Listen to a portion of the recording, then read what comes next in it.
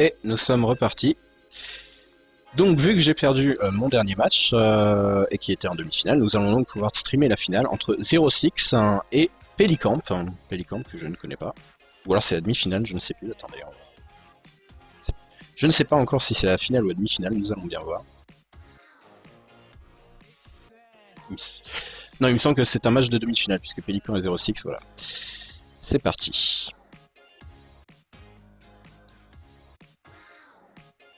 Donc, nous avons donc 06, 06 le Zerg en bas à gauche, et nous avons Pélican, le Terran Rose Bonbon, en haut à droite sur cette map qui est Cloud Kingdom, pardon. Cloud Kingdom qui est une map assez ancienne, que tout le monde a déjà dû tester au moins une fois, et qui en plus a le gros intérêt d'être une map faite par un fan, puisque vous pouvez voir ce petit requin volant en fait, qui apparaît sur toutes les créations de cette personne, dont je ne connais pas le nom, mais qui s'est mis en fait à faire beaucoup de maps qui ont été, qui sont excellentes et qui ont été intégrées eh bien dans la liste des maps officielles de Blizzard. Et si ça c'est pas la classe, je ne sais pas ce qu'il est. Alors, fatalement, les débuts de game, c'est toujours un peu long, il se passe pas grand chose et tout ce que tu veux. Un petit supply, un overlord qui a été envoyé au niveau de la B2, probablement qui va s'arrêter par là pour pouvoir scouter tout ce qu'il a à scouter. Drone qui se barre là, d'accord. Trajectoire de scouting assez étrange. C'est sûrement pour voir s'il n'y a pas un proxy ou quelque chose du genre. Mais a priori, le terrain n'a pas l'air d'être parti sur ça. La B2 du Zerg qui est posée à 15. D'accord. Un gaz qui est pris par le terrain. Est-ce qu'on aura droit à un départ Reaper? Les Reapers sont très à la mode contre Zerg, j'arrête pas de m'en prendre. Faut dire que généralement, si on se met à faire Hatch First, ils arrivent un petit peu avant le timing de Queen, ce qui fait qu'ils peuvent nous prendre entre, suivant la macro, entre 1 et 4 drones avant que les Queens ne sortent. Et en plus, si vous avez deux Reapers et que la Queen n'est pas micro, vous avez parfaitement la possibilité de prendre une Queen avec deux Reapers. Les premiers Marines qui sortent, la poule qui va bientôt se terminer du côté du Zerg, et la B2 également qui va bientôt se terminer.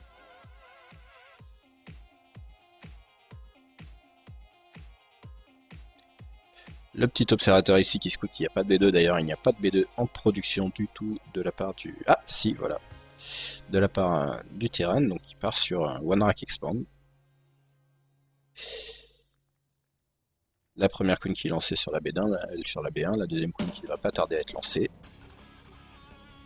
Et des petits Marines qui sont là pour empêcher toute tentative de scouting de la part des Overlords. Je n'ai jamais compris pourquoi les Marines détestaient autant les Overlords. Qui peut détester un gros truc comme ça? On dirait une espèce de ballon de baudruche, on a envie de sauter dessus et de voir si ça rebondit. Mais je m'égare. Pardon. Nous avons une usine qui est en construction, le Speedlink qui est à moitié recherché, et la B2 qui également est à moitié construite. Et pour le moment, eh bien, c'est le status quo. Il ne se passe pas grand chose.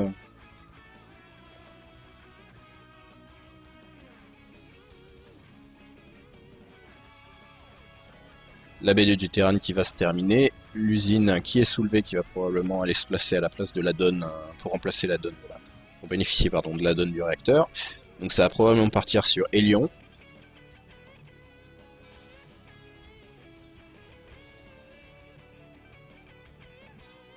Et du côté du Zerg, eh bien, on drone comme un porc, hein. On fait le bata bundling. Et c'est un départ plutôt tranquillou.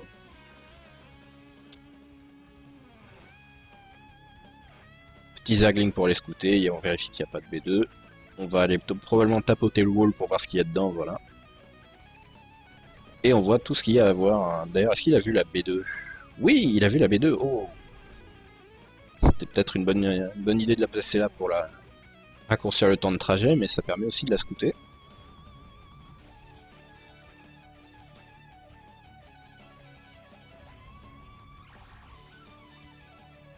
Alors je ne sais pas s'il va attaquer avec ça, parce que c'est quand même pas beaucoup. Non. Il va Turtle.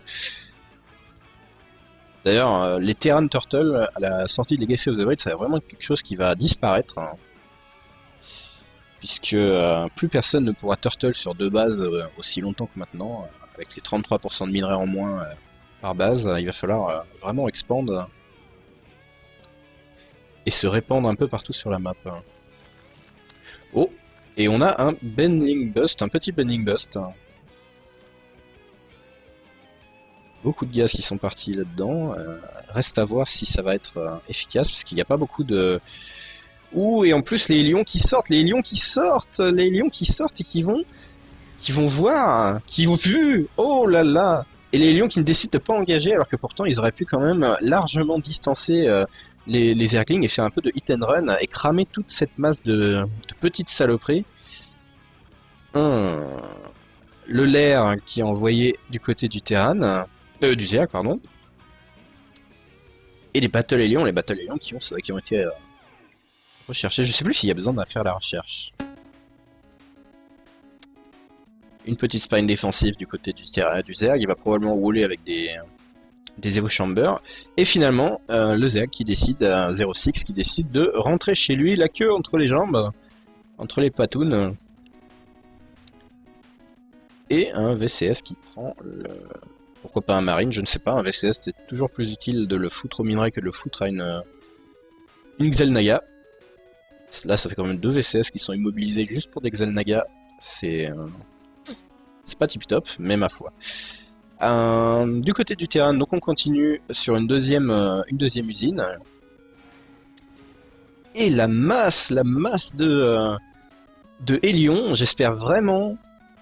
non, c'est pas du tout scouté, c'est pas du tout anticipé de la part du Zerg, et là, ça risque de faire mal. Alors, il y a quand même pas mal de bending, mais les bending, je suis pas sûr qu'ils aient la vitesse de rechercher, j'ai pas l'impression. Et en plus, alors si ça arrive au contact, hein, beaucoup de Battle Aliens qui sautent, hein, mais il en reste quand même pas mal derrière, et il n'y a pas de roach, hein, il n'y a pas de roach pour se défendre. Bon, les spines devraient permettre quand même de tenir à distance les unités, mais la B3 est vulnérable, hein, et ça crame. On a déjà perdu 5 petits drones, hein, et cette B3 qui, si elle n'est pas défendue rapidement, va tomber également. Franchement, à ce niveau-là, faire le Bata Roach en début de partie, c'est pas du luxe, hein, ça coûte pas grand-chose, ça coûte même pas de gaz, mais ça peut permettre de sauver ce genre de situation. Et la Spire qui est loin d'être terminée. Il lui reste encore 20 secondes pour être terminé. Et encore derrière, il faudra sortir les mutas. Alors après, effectivement, les mutas sont une alternative viable, puisqu'il a décidé apparemment de partir sur du mecha. Donc, oui, ça fait 3 usines, donc oui, hein, Muta contre du Battle Alien et du tank, je pense qu'on peut pas faire de contre plus efficace. Et nous avons 4 petits drones qui glandouillent, hein, voilà, ça se prend des vacances. La B3 qui n'est pas relancée, 6 mutas qui sont en cours de production. Et il reste à espérer que ces mutas fassent des dégâts avant qu'ils décident de partir sur Thor, parce que là ça va devenir beaucoup plus compliqué. Il n'y a pas trop de travail de creep pour l'instant. Bon, vous me direz, moi aussi j'ai un peu foiré mon creep durant toutes mes parties, mais bon voilà. Et là pour l'instant, eh bien, les mutas qui ne cherchent pas à faire des dégâts. Hein. Il n'y a pas de tourelle dans la base ennemie. D'ailleurs, l'ennemi n'a pas du tout l'air de s'être rendu compte que ça partait sur muta. Si, il a commencé à construire une tourelle, mais là c'est clairement par pure précaution à mon avis. Hein, sinon, il aurait commencé à blinder. Voilà, c'est juste dans le cas où on se dit. Et ça y est, les mutas sont lancés. Et ça continue sur muta. 4 petites tourelles, mais franchement, à ce niveau-là, on n'est pas loin de la masse critique quand même, hein, avec tous les mutas qu'il est en train de produire. Les tourelles, ça va plus vraiment être ce qu'il y a de plus efficace pour lutter contre ça, à moins d'en mettre 50 par base. Tout ça là, c'est complètement useless. Ça ne sert à rien contre les mutas. Non! Non, il décide de quand même de back. Voilà, une tourelle qui tombe. Et les... Non, vous avez de l'espoir, hein, les lions, là, parce que ça tombera pas. Hein. Et les mutas qui commencent à tomber, hein. Les mutas, ils ne sont pas micro-gérés. Ah, et ça fait beaucoup. Oh là là là là là là là là là là. Beaucoup de mutas qui sont tombés. 7 mutalisques qui sont tombés parce que ça manque énormément de micro-gestion, là. Et voilà, tout de suite, la réponse, ça part sur Thor. Et là, face à du Thor, il va falloir du Broodlord. Hein. Il va falloir du Broodlord. L'Ultralisk contre les tanks, les battle les lions, et les contre les Thor, ça marchera pas. Euh, ou du Swarmost. Swarmost, ça pourrait être une alternative. Du côté du Zerg, la B3 qui est terminée mais qui ne commence pas, qui n'est pas encore minée. Et là, oui, vraiment, le Zerg qui avait l'opportunité de faire un petit peu de dégâts mais qui ne l'a pas saisi. Et là, pour le coup, eh bien, il n'en fera plus, hein, parce que les bases du terrain sont parées. Le Batarouch qui est lancé, le Batarouch qui n'est clairement plus une option viable à ce moment de la game, hein, il aurait dû. Puisque les Battle et Lions, ça encaisse plutôt bien les Roach. Les tanks, ça découpe les Roach. Et les Thors, ça écrase les Roach. Et là, je vois, enfin, je pense que le Zerg est vraiment très mal barré. Et en plus, ces mutas qui sont vus là, un petit muta qui devrait être rapitrié vite fait avant de se manger un tir de Thor dans la tronche. Voilà qui est fait. Au moins les... Ouh. Alors effectivement, ça pourrait être une autre alternative viable, mais il faut vraiment que ça arrive au contact, il faut prendre le Terran au moment où ces tanks ne sont pas siégés, sinon ça n'arrivera jamais au CAC. Hein. Mais on va voir, on va voir. C'est une possibilité, mais beaucoup de Hélions quand même. Il faudrait le prendre maintenant, maintenant. Allez, allez, allez. Oh, les tanks qui sont pris, magnifique. Et c'est une bonne prise de fight. C'est pas aussi efficace qu'on aurait pu l'espérer, mais c'est pas mal du tout. Il ne reste plus grand chose. Un Hélion qui tombe, et là, s'il y va maintenant, il peut détruire tout ça tranquillement. Il a l'armée qu'il faut, mais il décide de ne pas y aller. On continue sur Roach du côté du Zerg. Et du côté du Terran, on décide de finalement poser des baraques et de partir Bioball. L'info sur infestation qui est posée du côté du Zerg. Alors, pour faire Swarmost, c'est une possibilité, même si maintenant ça m'étonnerait vu que voilà. T3, c'est possible. Infestateur, maybe. Mais Infestateur contre Mecha, c'est clairement pas une option, donc je penserais plus pour du Swarmost ou le T3 simplement. Mais est-ce que les améliorations ont été recherchées du côté du... Aucune amélioration n'a été recherchée de la part du Zerg, alors que du côté du Terran, on est déjà à 1 d'armure et 2 d'attaque. Oh my aïe aïe aïe aïe. Des petits lions qui vont venir voir qu'il y a une B4 qui a été posée. Bon, ils ne font aucun dégât normalement si c'est vu par le... Voilà, hein, ils vont s'en aller la queue entre les jambes bien gentiment. Non, se rendre. Et ben voilà, enfin, 4 petits hélions qui sont donnés.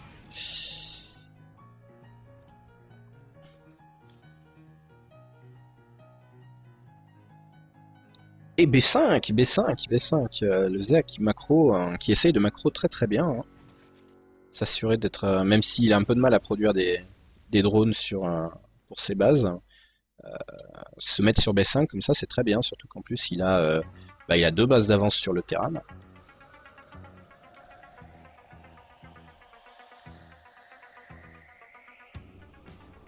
Laboratoire technique, donc ça va partir sur du maraudeur.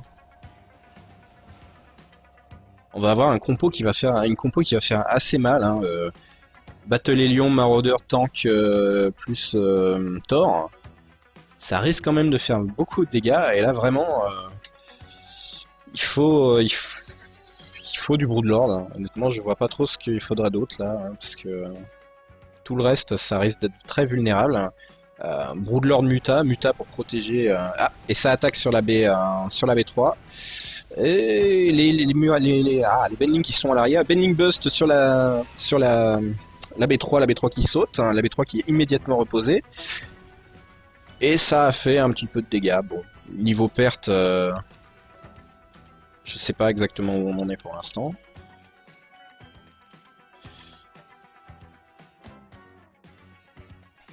Comment on affiche les pertes déjà?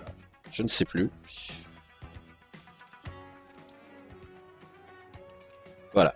Le Zerg qui est quand même vachement en avance. 4000 de minerais, de ressources perdues en plus que le Terran. Alors après, bon voilà, il est sur 5 bases. Même si toutes ces bases ne minent pas.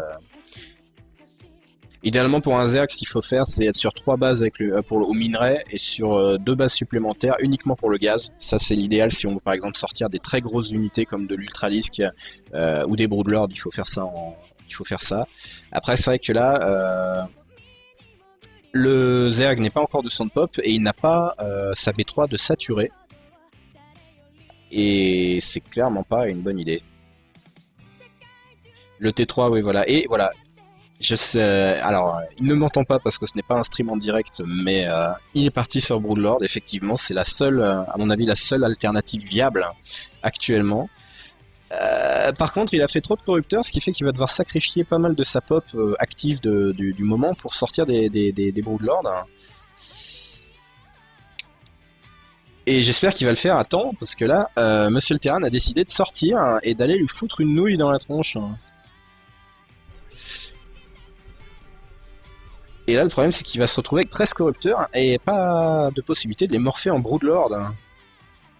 Et ça, c'est très mauvais. Bon, cette base qui va tomber sans problème. Les tanks qui sont assiégés. Alors, les Marines... Arriver au CAC, là, ça pourrait être bien pour profiter. Et ouais, là, on a les corrupteurs qui ne sont pas micro-gérés, les corrupteurs qui ne servent à rien. Et les tanks qui massacrent tout ça, mais... Et là franchement, alors 9 Broodlords qui sont morphés, mais cette base va tomber. Et là, le problème, c'est qu'il reste beaucoup de marines. Et les marines risquent de découper assez salement, s'ils sont bien micro-gérés, de découper assez salement, ou en tout cas de tanker les Broodlords. Alors, les Broodlords, 9 Broodlords qui ont été morphés. 9 Broodlords, ça fait quand même pas mal de dégâts. Les Broodlords qui commencent à être focus par les Thors. Et il n'y a pas assez. Hein. Il reste plus que 6 Broodlords, 7 Broodlords. Et ça tombe quand même, mais pas assez vite. Il n'y a pas de micro des Thors. Et quand même. Hein. Là, il a perdu tous ses drones de la B3. La B3 qui tombe d'ailleurs. Et les Broodlords qui n'ont pas été morphés à temps. Qui n'ont pas pris la fight avec le reste de l'armée. Et qui là ne font que retarder. Que repousser le Terran. Et là, et bien là, bon, il a toujours cette base, hein, cette base-là qui était une très bonne idée de la poser, qui n'a pas été vue, je crois. Voilà, qui n'a pas du tout été vue par le Terran, donc c'est une très bonne idée parce qu'il reste en avance. Hein.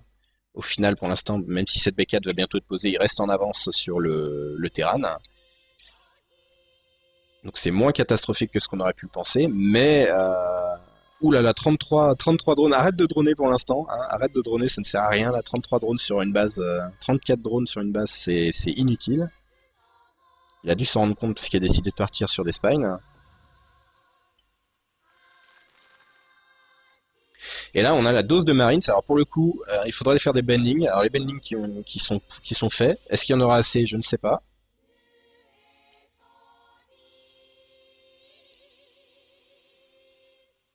Et cette base et l'autre qui ne sont pas reposés pour l'instant. Et c'est parti. Alors la Planetary Fortress qui prend des dégâts mais qui ne va pas tomber. Hein, ça va être repoussé. Les Broodlords qui ne sont pas qui sont focus, ça y est, hop voilà. Et les Broodlords qui tombent les uns après les autres. Hein. Cette armée qui n'est pas vraiment micro-gérée et c'est le GG. Premier match. Non, attendez, c'est une demi-finale, donc techniquement, je ne sais pas encore qui a gagné, puisque je n'ai pas vu... je ne sais pas si c'est le premier, le deuxième ou le troisième match de ces demi-finales.